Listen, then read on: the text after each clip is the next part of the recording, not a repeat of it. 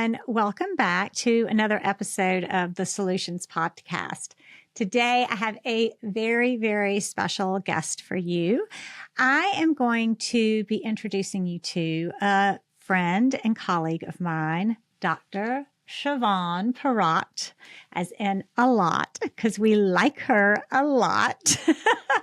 She is a marriage coach. So enjoy the introduction, and we'll meet you on the other side. Einstein said, "We cannot solve our problems with the same thinking we used when we created them." Most everyone in the world is solving their problems the wrong way. Our problems come from our thinking, and we can solve them with our thinking. So whether you're at your lowest, just trying to grow, or whether you are trying to sustain growth over your lifetime, join us as we push the boundaries of our current thinking and redefine how we find Soul-u-tions. The hope and the strength and the love and the smiles and the laughter of friends and family. Add it up, you'll find no limit to the possibilities. I met Chavonne back in 2020, 2021, and we were in a coaching mastermind together. And anyway, I've just really adored her, been impressed with her ever since. And we've been talking a long time about doing a podcast together. And so, et voila, it's finally happening. I'm so happy to have you here on the Soul-u-tions podcast. I'm just so happy to be here with you. I mean, look at you. You're so stylish. Well, thank you. So are you, I was Chavonne. always impressed with your style and your inner class. Thank you very much. I'm glad to be here. Oh, well, I wanted to, so for people who are listening and you might be married, you might be thinking about getting married at some point in your life, or really, I think what I think is so brilliant about Chavonne and what she coaches on is an approach to marriage coaching where you can either coach the wife or the husband, but oftentimes you coach both of them together. And I have recommended you before to friends who have, they've been in couples therapy before and have had that particular experience.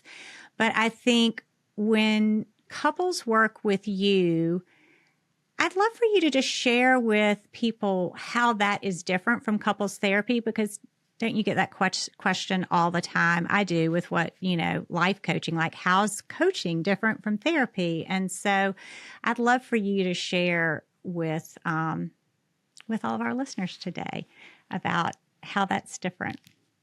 Yeah, I love that question. So you have to sort of zoom out and think about what makes a marriage great. And I think a lot of times people think that what makes a marriage great is, the coming together of two people, which is 100% correct. But we have to also look at who are those two people being?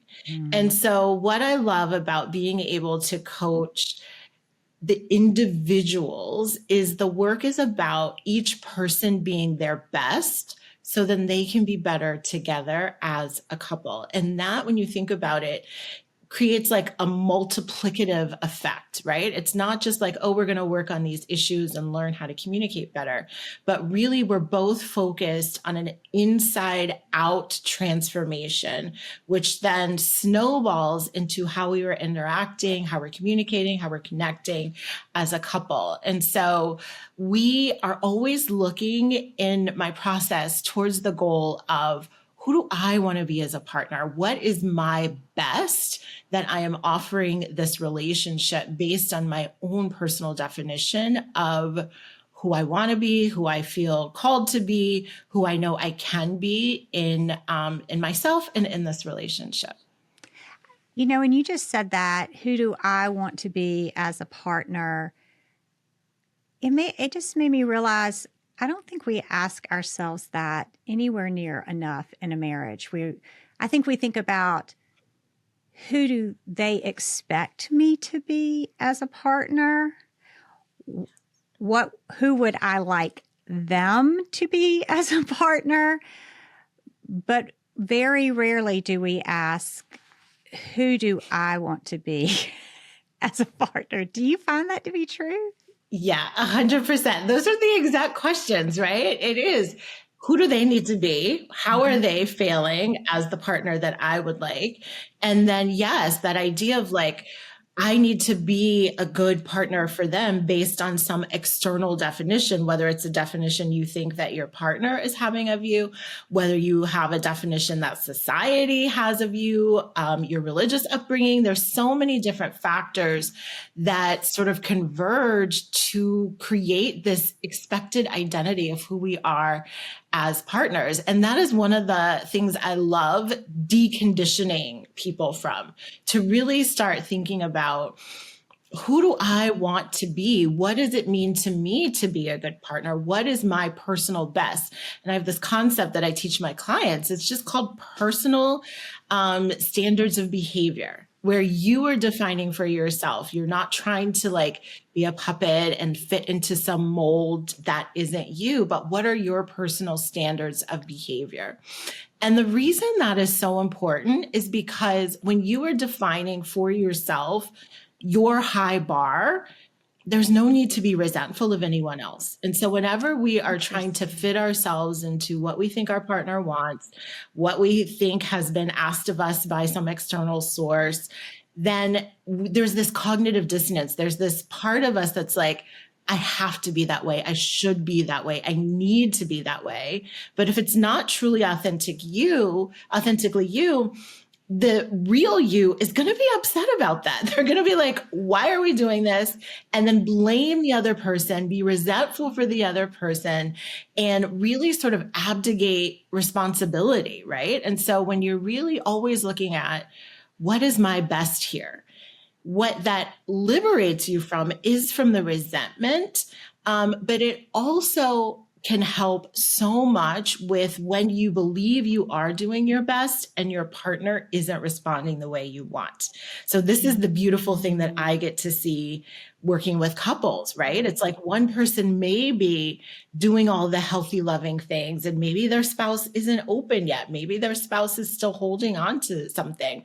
And a lot of times I'll get people when, we're working through what is their personal best. They're like, but what if they don't respond? What if this doesn't change anything?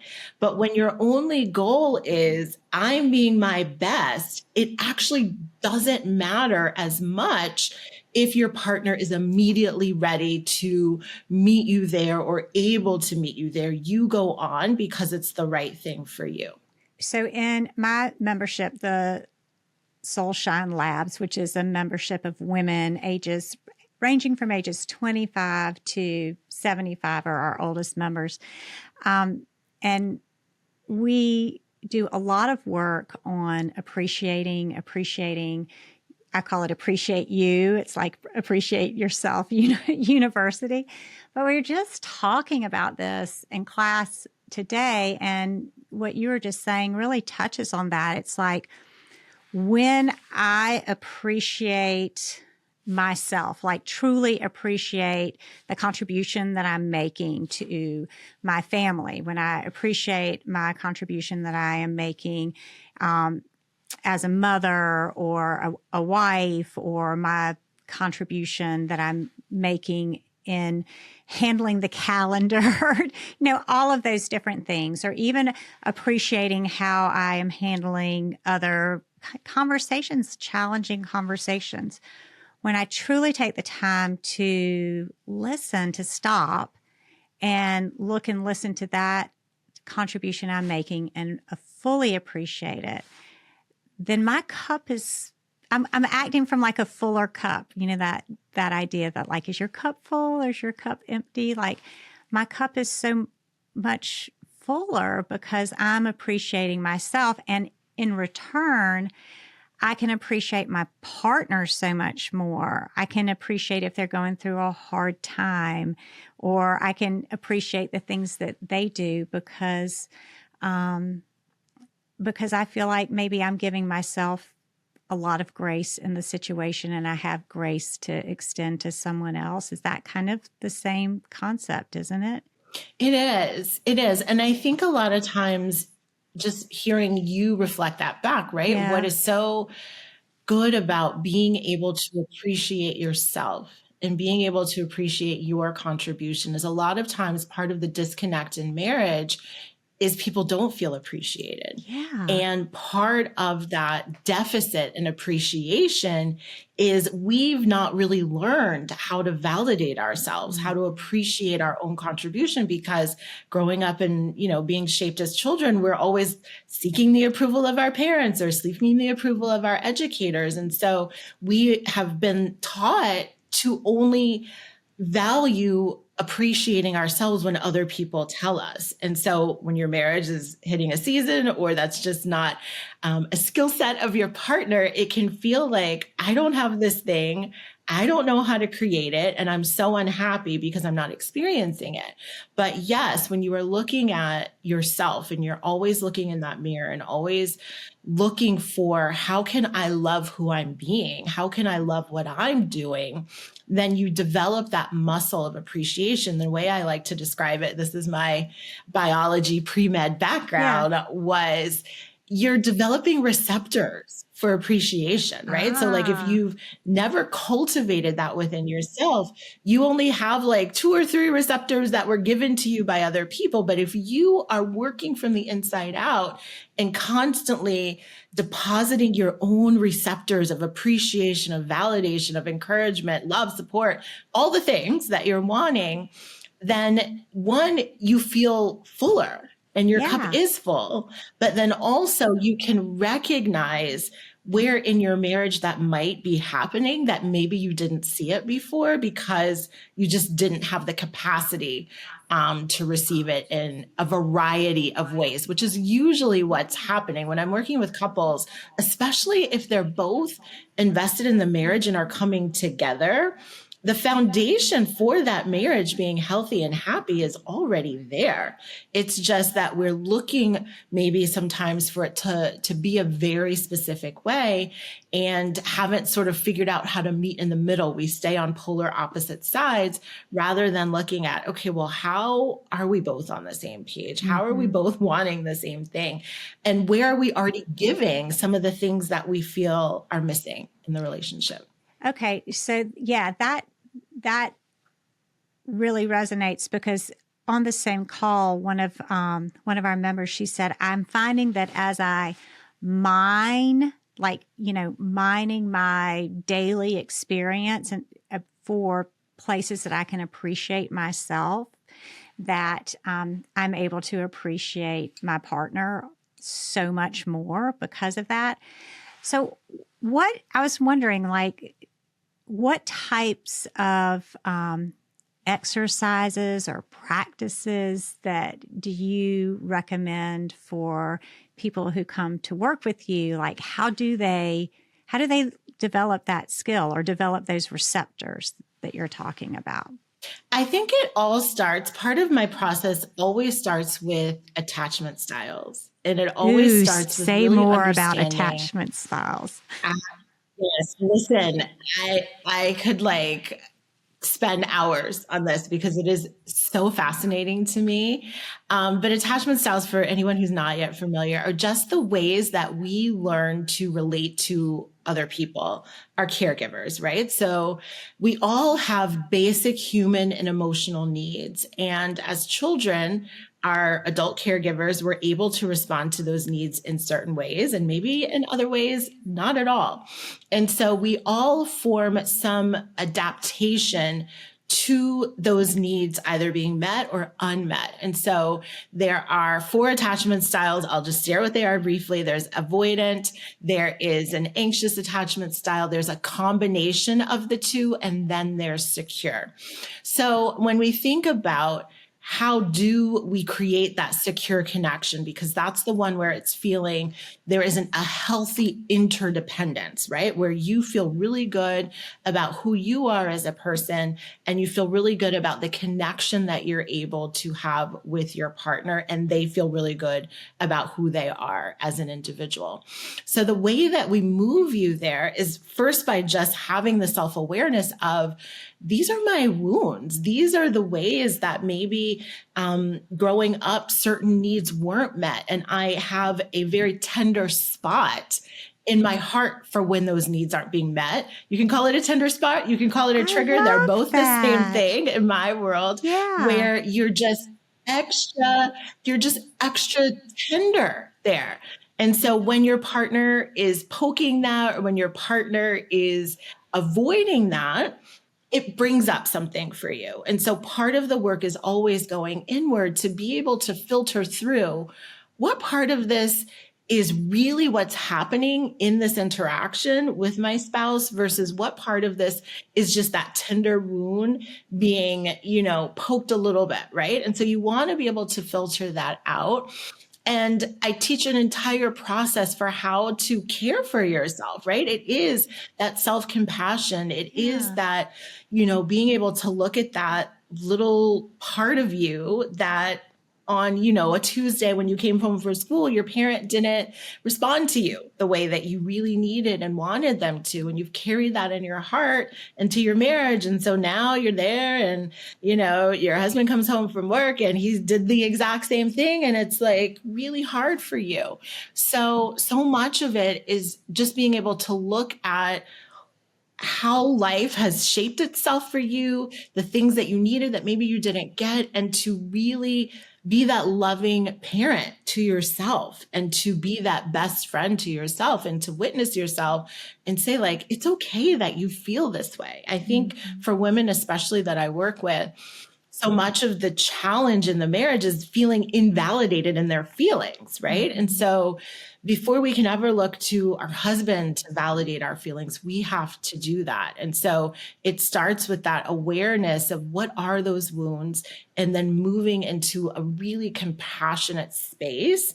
And then the last part of that process is really identifying how you can meet those needs for yourself now. Right? Because there are ways that you can. I have journals and journals that I just write myself little love letters. The other day I was like, Chavonne, you look so pretty today. Really? I love the way you've penciled in your eyebrows, and I love your mascara today. It looks you look so beautiful.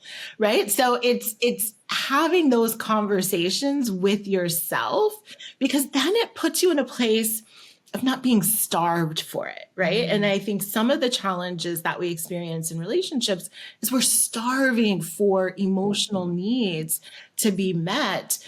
And we're looking to this other person who's also starving for some of their own emotional needs to be met. And so you have two starving people trying to eat a meal when it's like, no, let me have a snack over here. You go have a snack over there. And by snack, I mean, let's do some of our inner work. And then we come back together to share this meal beautifully together. There's so much there that you just shared. My brain is kind of going, I'm having all these aha type of moments. But,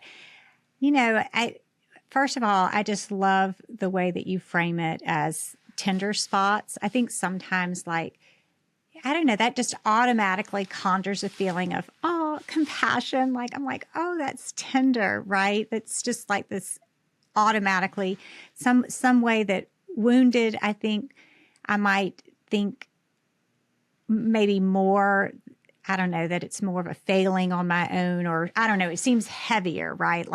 This wounded, but this tender spot. And it also would give me vocabulary that I didn't have before to be able to say to my spouse, if he's teasing me, or if he comes home and he doesn't greet me and I'm feeling tender, that when he comes in the room and he's like, what's wrong? You're quiet. I would give me vocabulary where I could just say, oh gosh, I don't know. I just have this tender spot right now. And I can imagine that him hearing me voice it like, oh, I'm having this tender spot, rather than my feelings are hurt because you didn't speak to me. You know, it's just a different conversation that would invite him in more, and he would feel less at fault in the situation, right? Like we both kind of move toward that, I don't know, just kind of compassionate place together. You know, more of a I don't know, more of a calling us together type of thing. Yeah, it's a heart-to-heart connection. That's literally what I call it, where it's like you've exposed your tender heart, right, in a very vulnerable way, and that in a way that is disarming, right? So a lot of times when it's like, I'm upset, I'm really frustrated, your partner is automatically on the defensive of like, what did I do wrong, right? And with a lot of the couples that I work with, that defensiveness is coming from their tender place of feeling inadequate and of feeling like they failed in some way. And so they're putting their arms up because they don't want you to see them as a failure. So then they're in defensive mode. You're in offended, tender mode. And that's what creates a lot of the conflict, rather this more vulnerable, heart-centered communication of like, this is a tender part of my heart. And when you can connect the dots and say, this is a tender spot in my heart because my dad and I didn't have this kind of relationship, or I never saw my parents do X, Y, and Z, then they're like, oh, this isn't about me. Right. And they are disarmed so that they can hear you. And then when they hear you, and then you're clear about what you might need from them in that moment, they can offer it without feeling like they're in the wrong and they're trying to like right some wrongs that didn't even really start with them. No, I mean, like, I know the first thing that comes to my mind is like, it's like, oh, let me give you a hug. You know? Yes. Which is that's what you were hoping for all along. 100%. Oh my goodness. Okay, so tell me, so the lazy Susan in my brain is kind of coming back around here because I always try to bookmark. So I'm listening to what you said, and so I'm like, bookmarking. I want to talk about that. I want to ask her more about that. So when you were talking about these love notes, tell me more about the love notes. And do people, because I would imagine some people are going to go, I don't know if I could write myself a love note, Chavonne. I don't know if I could just like say, oh, I love the way that you drew your eyebrow pencil in today. Or yeah, it is some of the most important work that I think anyone could do. Mm-hmm. And so for my women, I call it love notes. For my men, I call it like having a meeting with your executive committee, right? Where it's like the way to start it, right? If it's something that you're like, I don't know about that. The way to start it is to first just ask yourself, like, what do I need right now? If I were to call a friend, and I think many of us have that friend that or you can imagine the friend, right? Who like is the friend who always seems to say the right thing in the right way when you need to hear it. And so that's the note that you want to write to yourself, right? So like on that day, that's what I happen to need. Another day, it's like, Chavonne, I'm so proud of you that you made it through the day and that you did 3 things on your to-do list, right? So it's really just being in a space of like, when you feel yourself being like dysregulated or upset about something, it's like, okay, what do I need? Mm-hmm. What do I need to hear? Because the only reason you're frustrated or hurt or disappointed is because you had some expectation of something you needed and it wasn't met. And so then we want to close that gap for you, right? And you can do that yourself by just simply asking, like, what do I need to hear? If I were to call up the most loving, compassionate, just like, special person to me, what would I want them to say on the other end of that line? And then you write that to yourself, right? It could be 2 sentences. It could be 1 word. It could just be like, just breathe. It's going to be okay. And that, what it does is it helps you build an intimate relationship with yourself. And a lot of the reason that we don't have the level of intimacy, whether it's emotional intimacy or physical intimacy that we want in our marriages, is because we haven't known ourselves. And this process of just going inside of like, how am I feeling? Why am I feeling this way? What is it that I need? Is the first step to creating intimacy with yourself. And once you're feeling, again, like your cup full, I don't need anything, I feel sufficient. Then when you notice your partner needing something or not following through on something or doing whatever it is that they do that normally gets under your skin, you have that reservoir of understanding and compassion. And then you can look at them and say, okay, well, why are they being this way? Like, what do I know? This is the thing always. My clients are like, how do I get to accepting my partner when they're not doing the things that I want them to do or not being the way that I want them to be, especially when we're working in a couples scenario, because they come in, you know, usually with a lot of expectations for the transformation that their spouse is going to undergo. And so there is this tendency to then want to police their spouse's growth and their spouse's transformation. And so to slow that process down, it's the same thing that you've just done for yourself. It's that connecting the dots of understanding, what do I know about how they were raised? Or what do I know about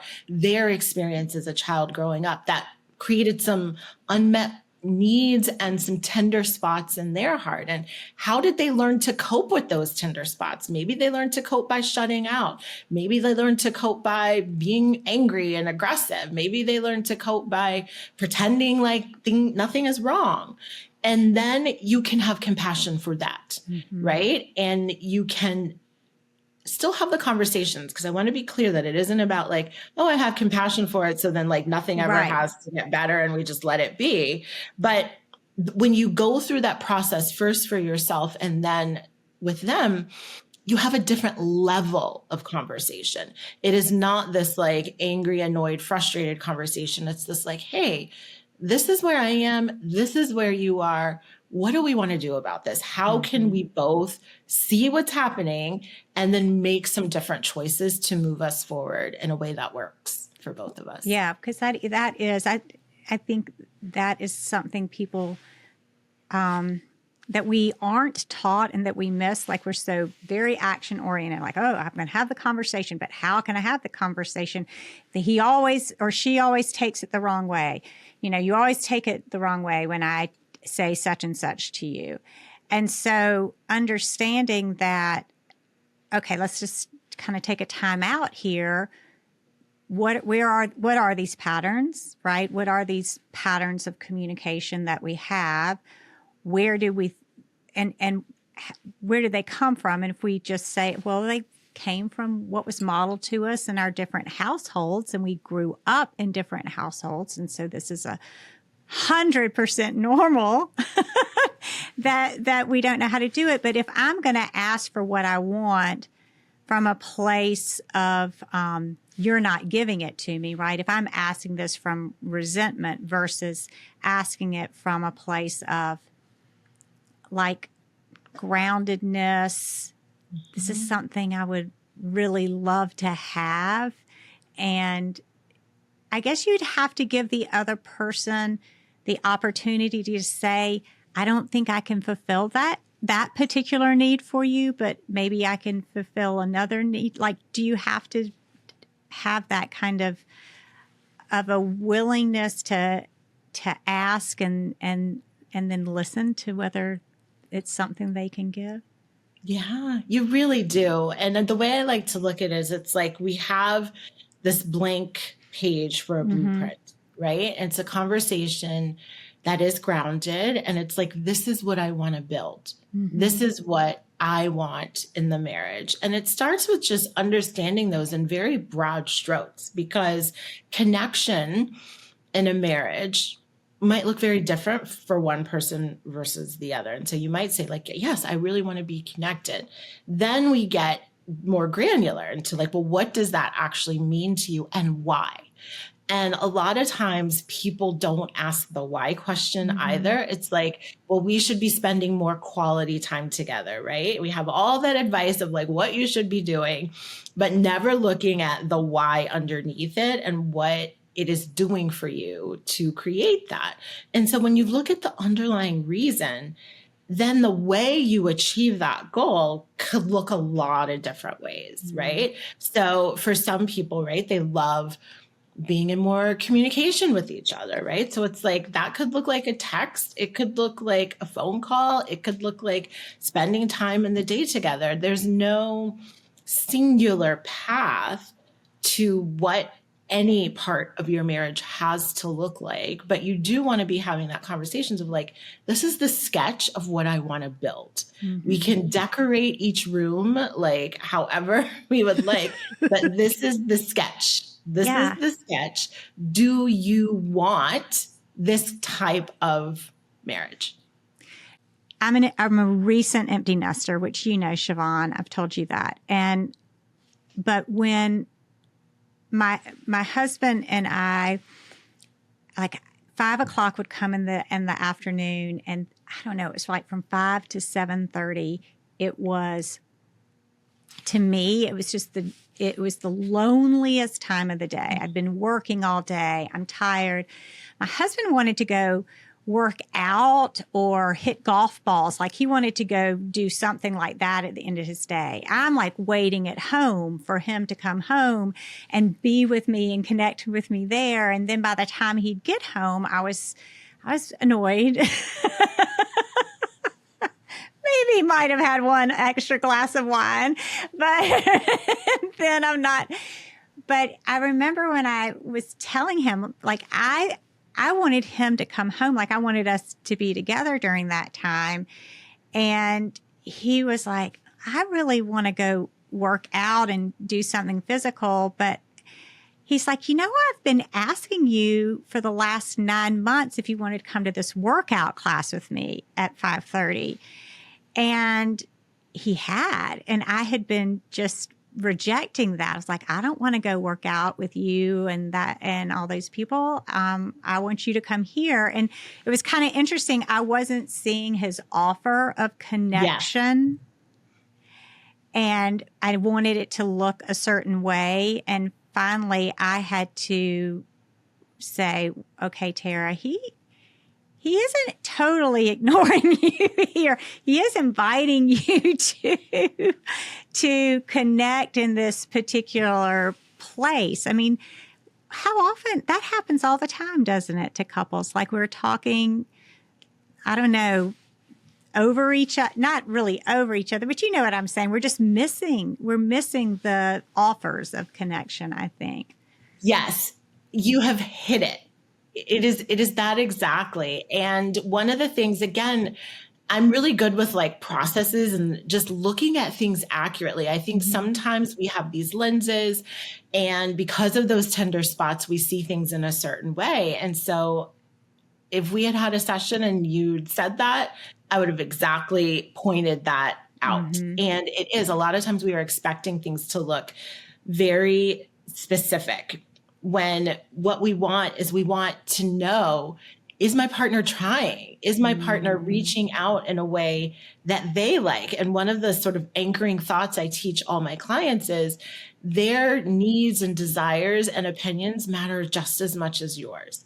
And so the fact that you wanted to spend that time, maybe more quietly at home, and he wanted to spend that time moving his body and like getting out in the world, neither is right and neither is wrong. It could just be like on Tuesdays and Thursdays, we go to this class, and on Wednesdays and Fridays, we snuggle up and, decompress from our day. And then the other days, we pursue our own individual things. There's so many ways, but it does require that willingness to like, what if I'm seeing this the wrong way? What if there's another way to see this?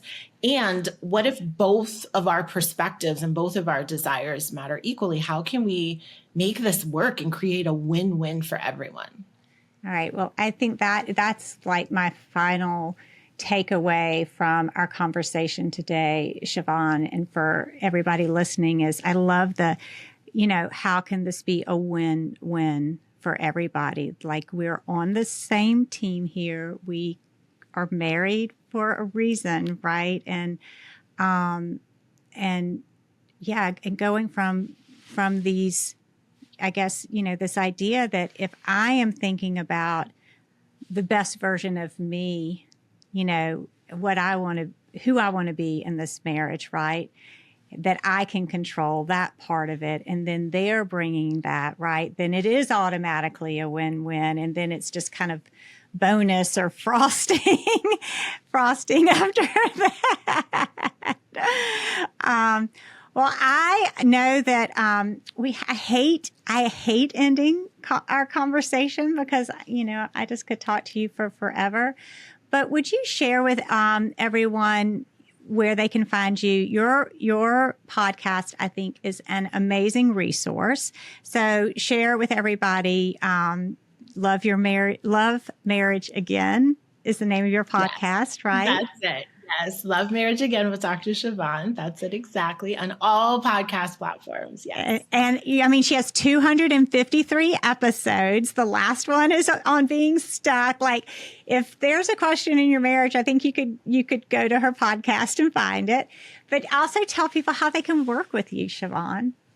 Yes, absolutely. So I work with couples and individual women, both in private coaching, as well as I have some group offerings, and you can find out about that on my website. It's drchavonne.com, and just click that Work With Me tab, and you can see all of my offerings there. And that's drchavonne.com. You got it. And they can follow you on Instagram and yes. Dr. Chavonne on Instagram. And I also have a YouTube that I've just revamped. I started it years ago, and I'm like, I'm going to post regular videos on YouTube. So you can find me, Dr. Chavonne, Life and Marriage Coach on YouTube. Life and Marriage Coach. Thank you, Dr. Chavonne, Life and Marriage Coach. It's been such a pleasure today. I appreciate it. It indeed has been. I've loved it. And thank y'all for listening. I look forward to coming back with you to talk to you for another episode of the Soul-u-tions podcast. And don't forget to go to tarasimkins.com. Make sure you are on my email list so that you can get the latest and greatest of offerings and when we open the Soul-u-tions Labs and what other types of fun things that we have. So thanks, Chavonne. 'Cause I ain't done living the life I'm meant to lead. And I ain't done loving the ones who cared for me. The hope and the strength and the love and the smiles and the laughter of friends and family. Add it up, you'll find no limit to the possibility.